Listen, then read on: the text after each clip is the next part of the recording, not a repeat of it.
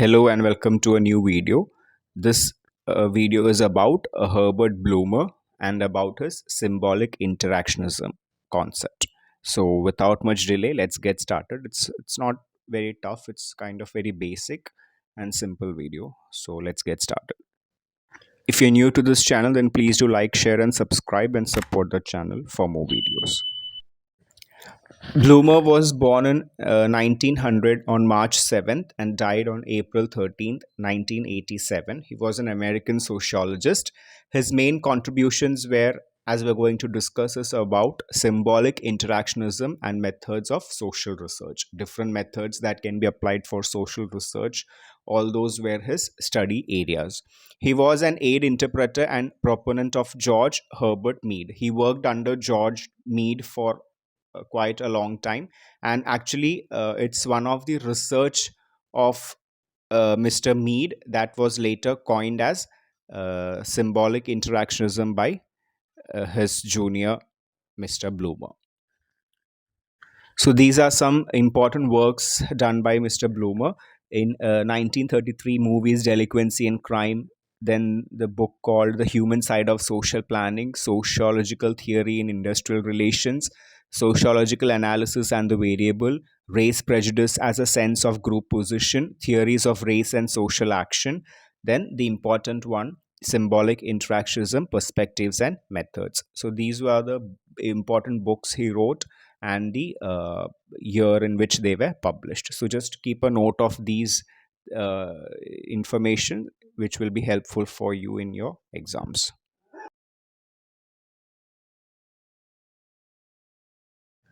So there are certain principles that we need to understand before understanding symbolic interactionism. So the principles are like humans have the capacity for thought. So according to this theory or this explanation, we need to understand that human beings have the ability and the capacity to think. They know how to analyze things, to understand things.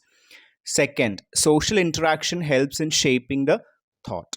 So people, once a person sees something, they have the capacity to think about it, to understand about it. But when they interact with another person or the society, their thought process might change. The society might influence their thinking. So that's the second principle we need to understand. Third one is interaction help people to learn symbols and meanings that allows them to think. So it is the society that teaches them like what a is. Suppose when we were children, we learned about abcd, we learned about the spellings, we learned about like a particular fruit that is red color, and we call it as apple. So when we next time when we see something like apple, we say okay, we want apple or this is apple. So that's a definition given or a symbol given to that particular thing, and that is given by the society. And symbols and meaning help in performing action, and since that particular thing has a common name among the society, it's easier for the communication. Just imagine, apple in my place is apple, and in your place it is cucumber. Will we be able to communicate? No. I will go to a shop in your place and I will be asking the shopkeeper to give me 1 kilogram of apple. He will be giving me cucumber, right? So that's not happening. So in every part of the society, that particular thing will have a common symbol or a notation or a definition, and that's how the action happens. A person can interpret a situation and modify their action or interaction. Again, a person has the ability to think, and they have the ability to interpret a situation. They will see one scenes. Just imagine you are watching a movie. You might understand something from that movie, but your friend might be understanding something else from that movie. So that's the kind of interpretation that we put forward. So that's also a principle we need to understand. Then individuals can create their own meanings, as we discussed already. Then, societies and groups are made up of patterns of action and interaction. So, in society, there will be interaction and a different pattern of actions that forms it a society. So, these are the basic principles you need to have in mind while understanding what is symbolic interactionism. We will analyze it in more detailed way. So this is the basic principle you have to keep in mind. For symbolic interactionism, there are three basic premises that we have to understand. First one is humans act towards things on the basis of the meaning they ascribe to those things. So people assign certain meaning to certain things and they act based on that. It's very clear, right? It includes everything that a human being may note in their world, including physical object, actions, concepts. Essentially, individuals behave towards object and other based on the personal meaning that the individual has already given to these items. Okay, so we will see an object or a thing or an emotion or a scene, whatever it is, and we assign a meaning to that, and that's what we believe in. Full stop. So that's the basic and the first premise of symbolic interactionism. All humans act towards things, objects, or symbols in accordance with the meaning these objects have to them. Clear? Just look at this picture. What do you see here? It's a fruit.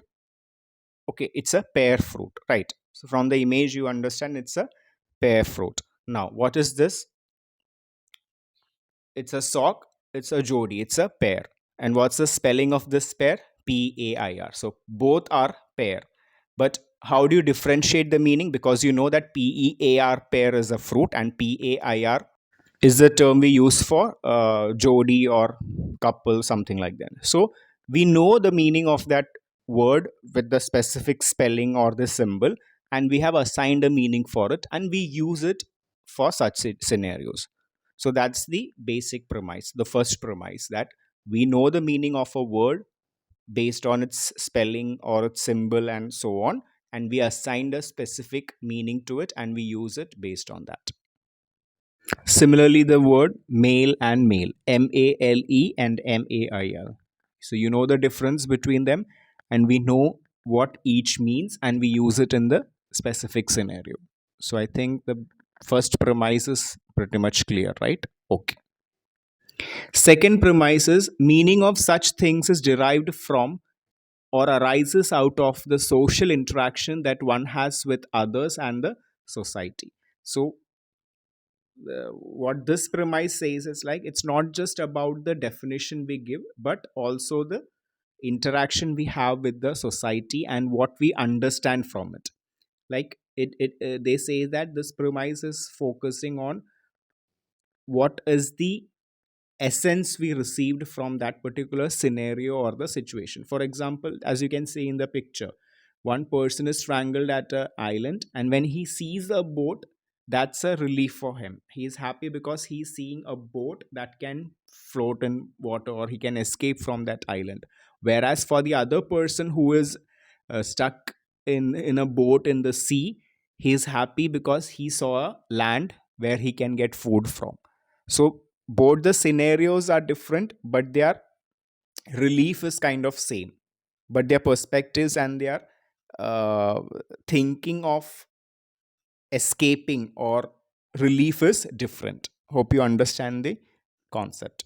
So it's not, it arises out of the social interaction that one has with other humans. People interact with each other by interpreting or defining each other's action instead of merely reacting to each other's action. So it's not just about reaction, but about interpreting interpreting what the other person thinks or the what the scenario is.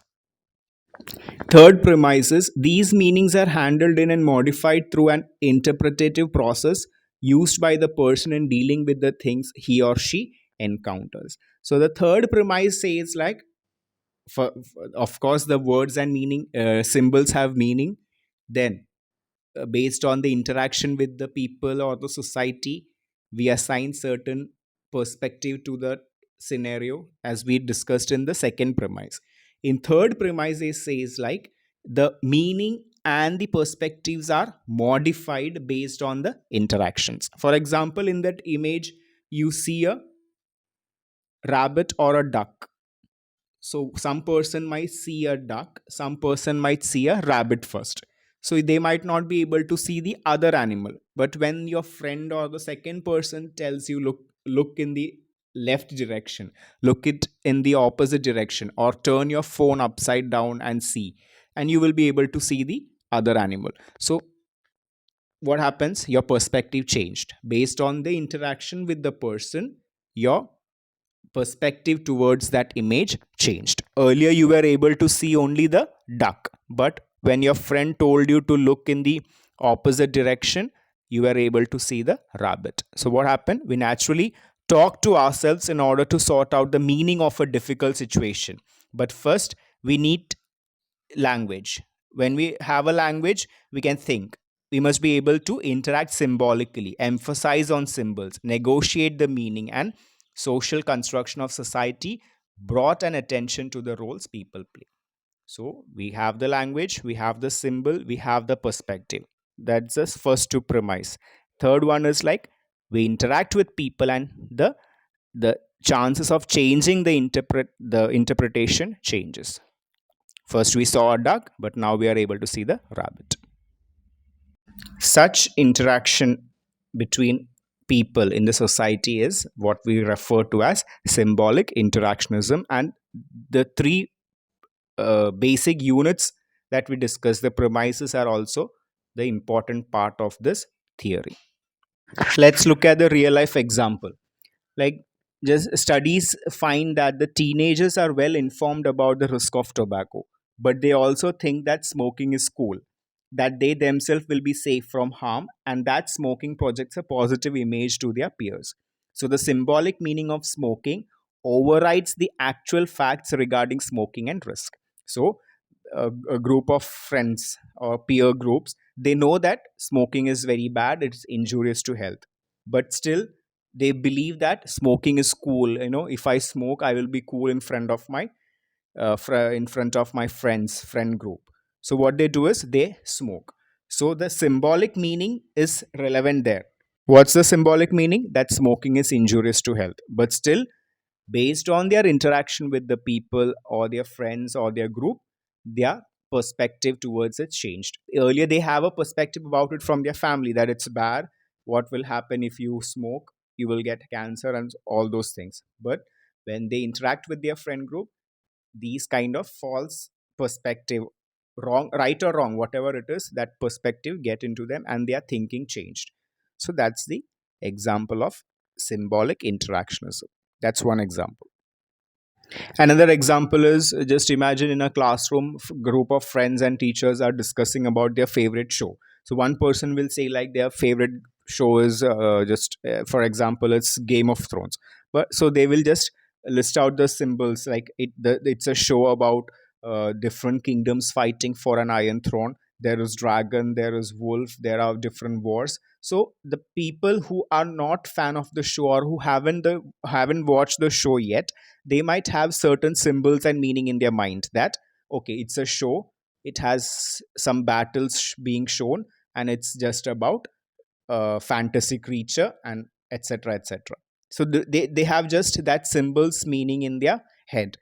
Then comes the interactions and roles. The one of your friend goes there and he explains the story, he explains the plots of the story.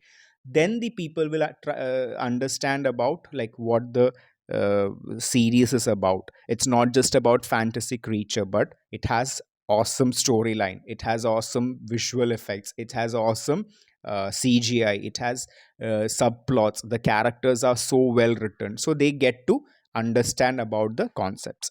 And the final is negotiating meanings. Like when friends interact with each other, the person who is not interested in Game of Thrones will start to like the show. He might see the first episode and he might become a fan of that show. So that kind of perspective change or comes from the interaction.